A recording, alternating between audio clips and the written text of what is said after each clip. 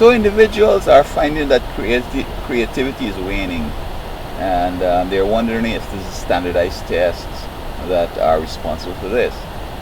And I say that not necessarily, although I find standardized tests are just a way for teachers to have less work and for some guys to make a whole bunch of money.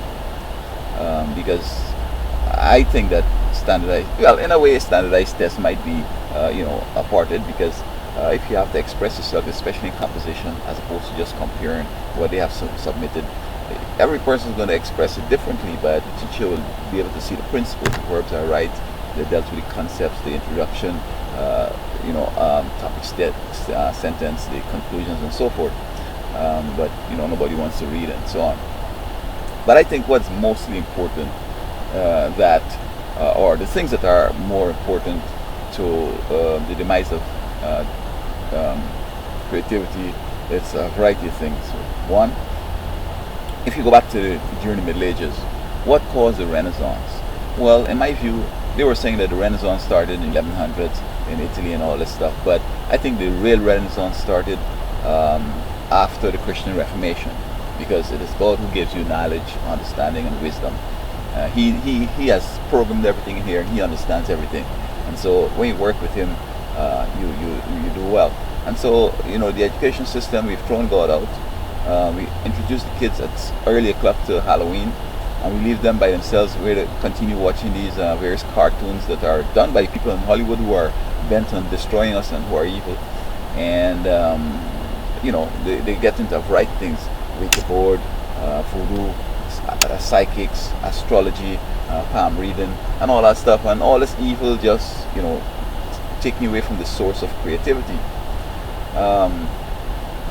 I see folks are doing graffiti, and folks looking at it as creative, but I find it's just nonsense. I mean, I don't understand what it's about. And I mean, if you're having something that somebody who in the same culture you can't understand, this hidden message and this gang stuff, I mean, it's just a waste of time.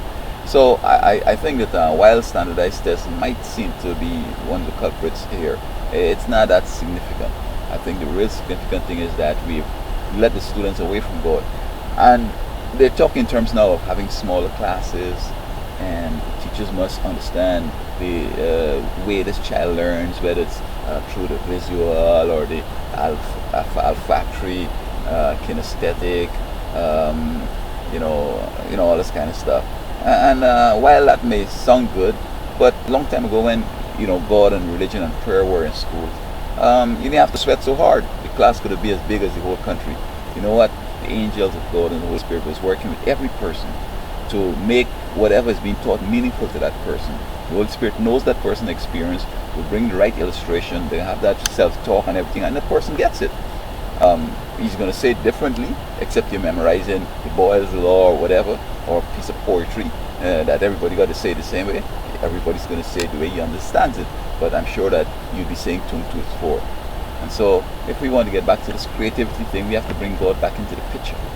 He is the only one that is going to help in this creativity. I mean, true creativity, not no bogus, nothing that is, these guys that do graffiti, they feel that they have a mission, and their part of their mission is to put it on your wall. Even though it's not their wall, it's your wall, he thinks it's his duty to put it on your wall. And if you say, hey man, why you doing this on my wall, he will shoot you and all that kind of stuff. So that's kind of creativity that, and many of these people that seem to be creative and even getting Nobel Prizes, who knows? Somebody that is kind of like inferior in the office, they take their ideas and they work on it, and then they get in the name. I recall when I was in a university up in Michigan, I wanted to hold a conference on the environment, and somebody told the teacher, man, see where you can learn. In other words, it's my idea. This teacher was trying to learn as much. So had we staged a kind of a forum or something like that, a symposium, the media would have been talking with him, and he would have been saying what I told him, and then he would have got the Nobel Prize. In fact, they wouldn't even talk about me. See? So that's the kind of creativity that the world is fostering.